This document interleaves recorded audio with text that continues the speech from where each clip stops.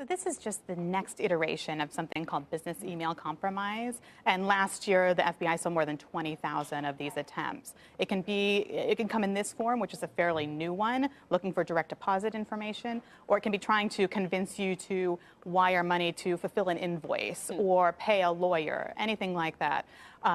Companies lost $1.3 billion to this in 2018. That's what the FBI estimates now. And so by going this route, they end up having what? They're able to claim your paycheck? What happens? Yes, they can take, even if it's just one payment, of course, people usually notice that right away. But then the company, of course, is almost certainly on the hook for that. And doing this several times a day by automating this process, they can take several $100,000 in one day. Wow. So, Judith, if all of a sudden the banking system is caught up in rerouting people's paychecks, how do they respond to that? Well, they work with these small and mid-sized companies to coach them in putting additional processes and security procedures in place to help them prevent this going forward. Right now, we have a number of criminals who are taking advantage of the fact that people are very busy and want to please the executives of their firm and are very hesitant to not fulfill the request.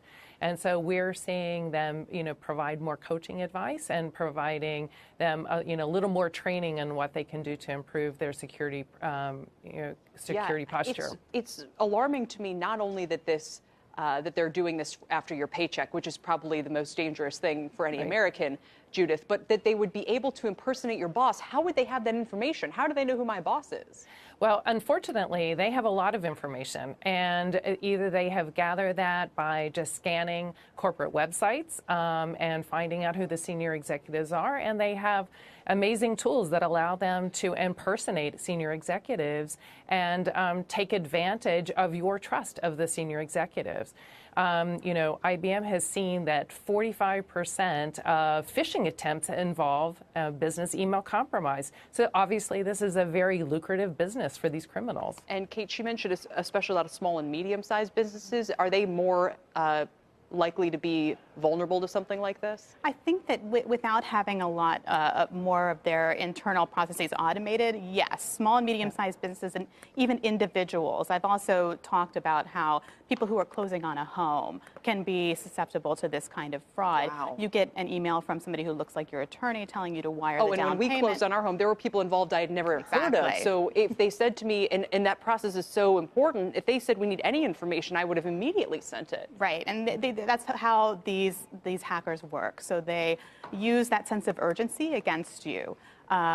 This is something called social engineering, where if you get an email from your CEO, you, of course, as Judith said, want to respond affirmatively. Now, there's a solution to this, which is you can talk to your bank. If you're a small business, you can talk to your employees and let them know if somebody comes out of the blue and asks for whether it's direct deposit or a wire, to call that person and do a voice verify, and that can save you a lot of harm. And make sure